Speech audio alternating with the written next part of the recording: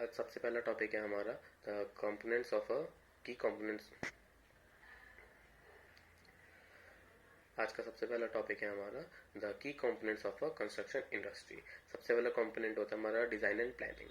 Design and planning में हम सबसे पहले डिजाइन करते हैं। कोई भी प्रोजेक्ट होता है, कंस्ट्रक्शन प्रोजेक्ट होता है, उसकी क्या रिक्वायरमेंट्स होती है उसके हिसाब से हम उसको डिजाइन करते हैं थ्रू कंसल्टेंसी सर्विसेज।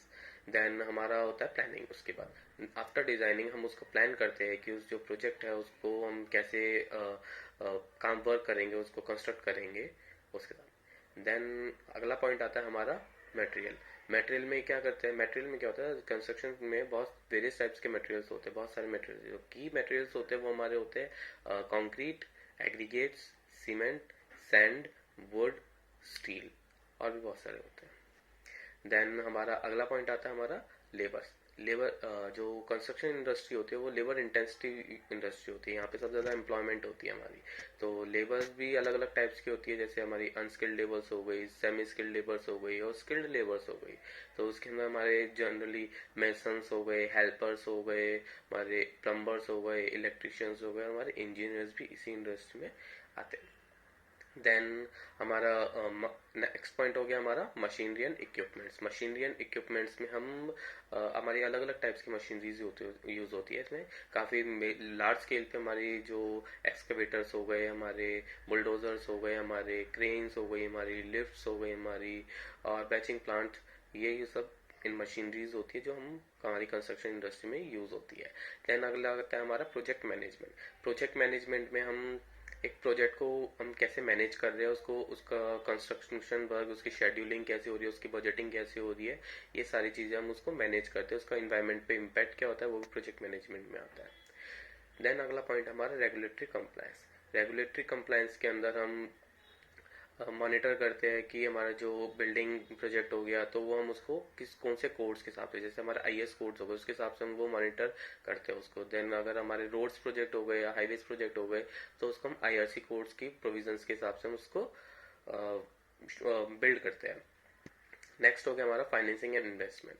तो कंस्ट्रक्शन जो प्रोजेक्ट होता है बहुत कॉस्टली प्रोजेक्ट होते हैं, तो काफ़ी ज़्यादा पैसा लगता है इसके अंदर, तो इसलिए हमारे को इन्वेस्टमेंट की और फाइनेंसिंग और इन्वेस्टमेंट की ज़रूरत पड़ती है। तो सबसे हम इन्वेस्टमेंट कहाँ कहाँ से ले सकते हैं, हम लोन के बैंक से लोन ले सकते हैं, बैंकिंग लोन हो गया हमारा, गवर्नमेंट ग्रांट्स हो गए, गवर्नमेंट से हम ले सकते हैं कुछ पैसा, हम प्राइवेट पब्लिक प्राइवेट पार्टनरशिप्स कर सकते हैं, या फिर हम प्राइवेट इन्वेस्टर्स भी उनसे भी पैसा लेके हम कंस्ट्रक्शन एक प्रोजेक्ट को वर्क कर सकते हैं।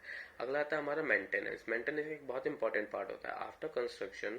अगर हमारा कोई भी कंस्ट्रक्शन, हमने बिल्डिंग कंस्ट्रक्ट करी है तो उसकी मेंटेनेंस, उसको लॉन्ग टाइम तक बनाए रखने के लिए हमारे को उसको मेंटेनेंस भी करना पड़ेगा, क्योंकि टाइम के साथ साथ वो डिग्रेड होती जाती है उसकी। तो उसको हम लंबे टाइम तक उसको मेंटेन करने के लिए हम मेंटेनेंस का यूज करते हैं, मेंटेनेंस उसकी करते रहते हैं टाइम टू टाइम।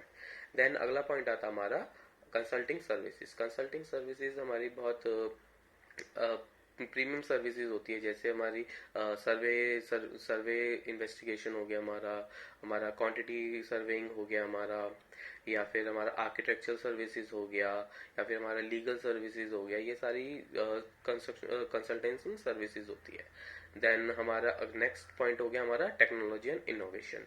टेक्नोलॉजी और इनोवेशन एक बहुत इंपॉर्टेंट रोल प्ले करता है हमारा कंस्ट्रक्शन इंडस्ट्री के अंदर, क्योंकि अब टाइम के साथ साथ हमारे को कॉस्ट इफेक्टिवनेस भी होना पड़ता है, और टाइम के साथ हमारे को अपना जो कंस्ट्रक्शन प्रोजेक्ट है उसको फास्ट पेस पे भी हम कंस्ट्रक्ट करना पड़ता है। तो उसके लिए हम टेक्नोलॉजीज का यूज करते हैं, जैसे करंट टेक्नोलॉजी चल रही है, बीआईएम मॉडलिंग चल रही है, बिल्डिंग इन्वेस्टिगेशन मॉडलिंग चल रही है, और हमारे ड्रोन सर्वे होते हैं हमारे।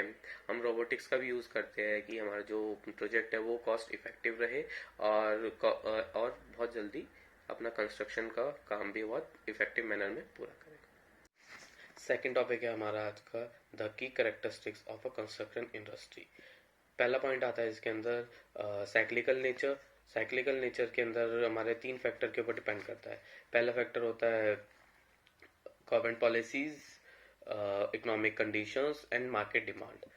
सेकंड आता है हमारा रेगुलेटरी कंप्लायंस। रेगुलेटरी कंप्लायंस में हमारे द कोडल प्रोविजंस हो गए और स्टैंडर्ड प्रोटोकॉल्स हो गए, कोडल प्रोविजंस हो गए हमारे, ये सब सेट होता है हमारा local, state and country level के ऊपर, ये सारी चीज़ें सेट होती है हमारी। तो उसके हिसाब से हमारे को रेगुलेट करके हमारा कंस्ट्रक्शन प्रोजेक्ट्स हमें करने पड़ते हैं।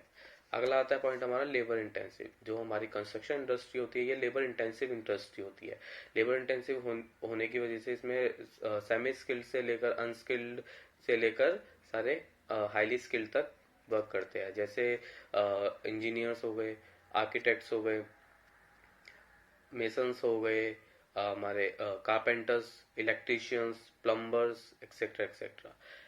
अगला आता है हमारा safety concern. Safety concern labour intensive होने की वजह से हमारा जो कंस्ट्रक्शन इंडस्ट्री होती है उसमें सेफ्टी कंसर्न हमेशा बनी रहती है, जिसकी वजह से हम जो लेबर्स होती है इनको हम टाइम टू टाइम ट्रेनिंग्स देते हैं, फायर प्रोटोकॉल्स करवाते हैं, रिस्क मैनेजमेंट के बारे में बताते हैं, जिसकी वजह से हमारा जो एक्सीडेंटल रिस्क होती है, फेटलिटीज होती है वो कम होती है, इंजरीज होने के चांसेस बहुत कम हो जाते हैं जिसकी वजह से। अगला आता है हमारा project complexity.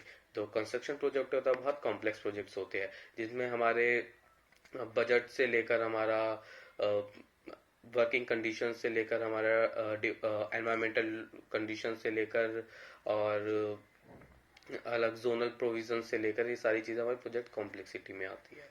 Long supply chain. Long supply chain हमेशा जो कंस्ट्रक्शन प्रोजेक्ट होता है हमारा हमेशा इसको लॉन्ग सप्लाई चेन इसमें बना रहता है। जिस रीज़न ये है क्योंकि जो मटेरियल डिमांड होती है वो हमेशा ऑन टाइम होनी चाहिए, इसकी वजह से हमारे को सब कॉन्ट्रैक्टर से मैनेजमेंट बनाए रखना पड़ता है। और हमारे जो सप्लायर्स होते हैं एक मटेरियल के सिमिलर मटेरियल्स के हमारे पास मल्टीपल सप्लायर्स होते हैं, जिसकी वजह से ऑन टाइम जो हमेशा डिमांड होती है साइट के ऊपर मटेरियल की डिमांड होती है वो कभी भी कम नहीं होनी चाहिए।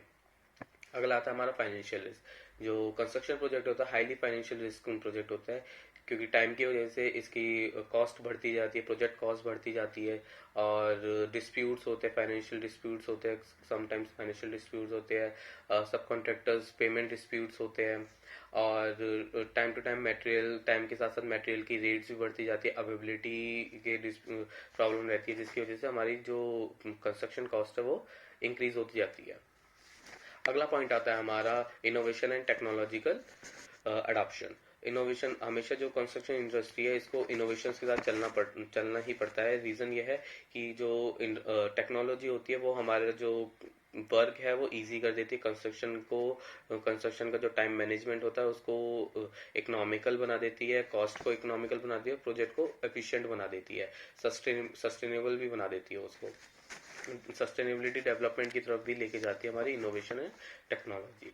अगला होता है ग्लोबलाइजेशन। ग्लोबलाइजेशन जो कंस्ट्रक्शन प्रोजेक्ट होते हैं मोस्टली ग्लोबलाइजेशन होते हैं, क्योंकि इसके अंदर हर टाइप की बड़ी छोटी इंडस्ट्री एंड बड़ी से बड़ी इंफ्रा प्रोजेक्ट्स जो कंपनी होती है सारी इन्वॉल्व होती है इसके अंदर। एक बड़ा कंस्ट्रक्शन प्रोजेक्ट में हर टाइप की लेबर्स होती है, तो हर टाइप की छोटे छोटे एमएसएमईज भी होते हैं और हमारे बड़े बड़े इंफ्रास्ट्रक्चर भी होते हैं, जिसमें ग्लोबलाइजेशन भी इंटरनेशनली भी एमएनसीज भी हमारी पार्टिसिपेट करती है, जिसकी वजह से जो हमारे को time to time new technologies, new methods and new materials को डेवलप करने में हेल्प करती है, जिसकी वजह से हमारा जो कंस्ट्रक्शन इंडस्ट्री है वो सस्टेनेबल रहती है और इकोनॉमिकली ग्रो करने में हेल्प करती है हमारा। आज का तीसरा टॉपिक है हमारा roles and responsibilities of a quantity surveyor. सबसे पहला पॉइंट आता है इसमें हमारा कॉस्ट एस्टिमेशन। कॉस्ट एस्टिमेशन के अंदर हम प्रोजेक्ट की कॉस्ट एस्टिमेट करते हैं, जिसके अंदर हम लेबर रेट, मटेरियल रेट और equipment cost and other overhead expenses add करते हैं। अगला पॉइंट आता है हमारा प्रोक्योरमेंट। प्रोक्योरमेंट के अंदर हम मटेरियल प्रोक्योर करते हैं एंड अदर सब कॉन्ट्रैक्टर्स होते हैं उनके साथ टाइप्स करते हैं उनके साथ हम रिलेशनशिप्स बनाते हैं, उनके साथ हम नेगोशिएशंस करते हैं according to the nature of scope of work of the project. अगला पॉइंट आता है हमारा रिस्क मैनेजमेंट। रिस्क मैनेजमेंट के अंदर हम आइडेंटिफाई करते हैं कॉस्ट, टाइम, ऐसे रिस्क आइडेंटिफाई करते हैं जिसमें कॉस्ट, टाइम और क्वालिटी इफेक्ट हो रही होती है। उसके बाद हम आइडेंटिफाई करने के बाद हम उसको रिस्क मैनेजमेंट स्ट्रेटेजीज बनाते हैं। अगला पॉइंट है हमारा कॉस्ट कंट्रोल। इसके अंदर हम आइडेंटिफाई करते हैं कॉस्ट सेविंग अपॉर्चुनिटीज आइडेंटिफाई करते हैं। देन उसके ताकि हम जो बजट है हमारा कम हो सके, जो कंस्ट्रक्शन बजट है वो कम हो सके।